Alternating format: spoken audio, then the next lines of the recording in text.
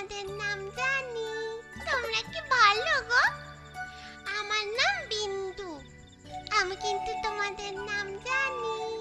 তোমরা তো হাকডুম আর বাকডুম, তাই না?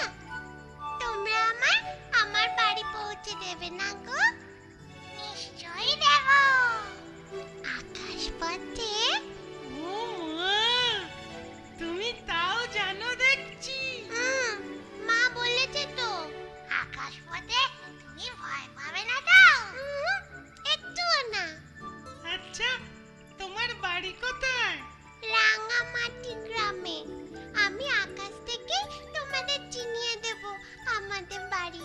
আমায় শুধু আমাদের ওই রাঙামাটি গ্রামে নিয়ে চলো, তাহলে হবে। বাহ, রাঙামাটি গ্রাম।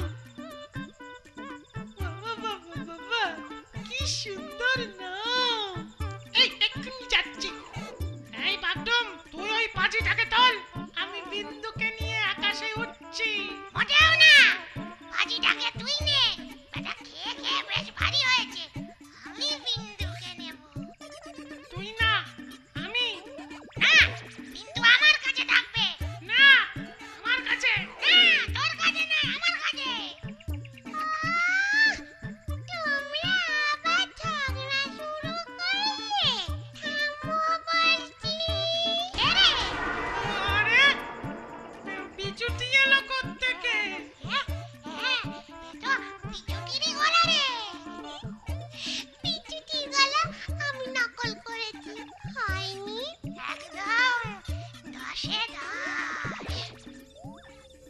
চলো চলো, এবার আকাশে উড়ি। তোমার মা বাবা বাড়িতে নিশ্চয় চিন্তা করছে।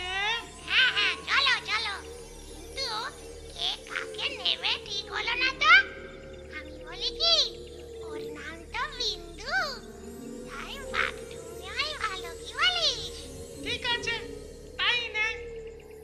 তুই তুই ওই বিন্দুকে নে, আর আমি ওই হতচ্ছাড়া পাজিটাকে নি। চল চল চল চল চল চল চল চল চল চল চল চল চল চল চল চল চল চল চল। আকাশ পথে ওরা বিন্দুর বাড়ির দিকে ভেসে চলে। বিন্দুকে ফিরে পেয়ে তার মা বাবা খুবই খুশি হয়। উদো ছেলে ধরাকে দারোগার হাতে তুলে দিয়ে নিশ্চিন্ত হয় বিন্দুর বাবা। আমার কথাটি ফুরলো, নোটে গাছটি মুড়লো।